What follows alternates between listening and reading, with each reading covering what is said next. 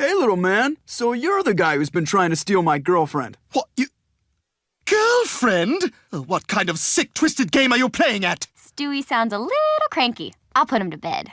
Ha! I got your hat! Take that, hatless! Now go back to the quad and resume your hacky-sack tourney! I'm not gonna lie down for some frat boy bastard with his damn Teva sandals and his Skull Bandits and his Abercrombie and Fitch long-sleeved open-stitch crewneck Henley smoking his sticky buds out of a soda can while watching his favorite downloaded Simpsons episodes every night. Yes, we all love Mr. Plow. Oh, you've got the song memorized, do you? So does everyone else! That is exactly the kind of idiot you see at Taco Bell at 1 in the morning. The guy who just whiffed his way down the bar skank ladder.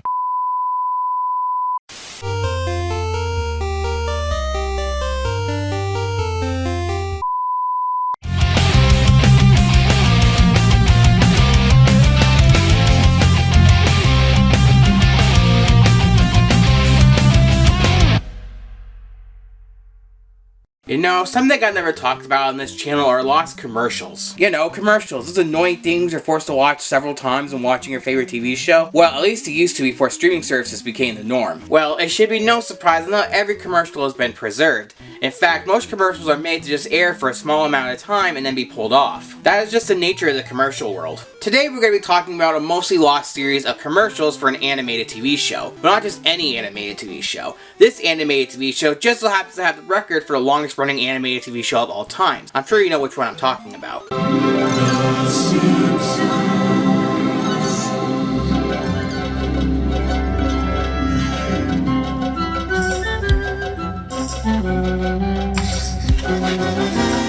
Yeah, I kinda gave it away with that last part. Today we're gonna be looking at a lost series of commercials based on The Simpsons, a show that certainly needs no introduction. But I'm gonna give you one anyway, so fuck y'all. The Simpsons is an animated sitcom about a dysfunctional family in the town of Springfield located somewhere in the United States. Huh.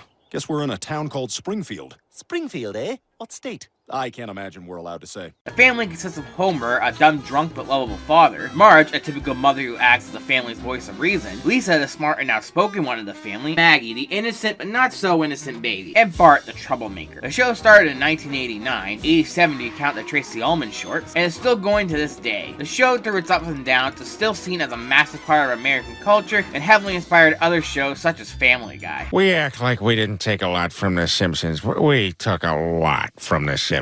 The show has many iconic episodes, including Mr. Plow, Bart Gets an F, and of course the classic Who Shot Mr. Burns two-parter. The two-part special where Mr. Burns is shot after a series of evil doings that beyond angered the entire town. Mr. Burns stole oil that was found at the local school, causing the school to lose the millions they just stumbled upon, which also caused a chain of events to fuck with other people in the town, including causing toxic fumes to form in Moe's bar, and destroying Bart's treehouse and injuring his dog. You are a douchebag. That's right, a douchebag. Things get even worse when Burns comes up with a way to block out the sun, so the town has to rely on nuclear energy 24 hours a day. Smithers, his right-hand man, refuses to help Burns on this one, so Burns fires him and goes on to block out the sun as planned, and even caused one resident of Springfield to put an end to Burns once and for all and shot him dead in the chest. However, this happened off-screen, so no one knows who did it, and because of recent events, everyone in town is a suspect. Everyone in town's a suspect. So the question was then asked, who shot Mr. Burns? And the show even broke the fourth wall to ask if you, the viewers, know who did it. Well, I couldn't possibly solve this mystery. Can you?